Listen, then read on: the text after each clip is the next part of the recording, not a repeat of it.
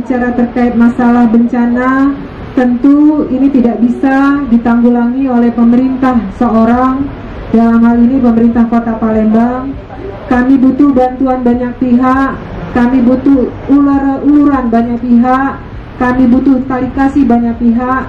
Sekali lagi, bukan jumlah yang kami lihat, kami tidak pernah melihat jumlah dan apa yang diberikan, tapi kami lebih melihat rasa empati yang sudah disalurkan atau sudah diberikan atau sudah ditunjukkan kepada masyarakat, itu yang paling utama.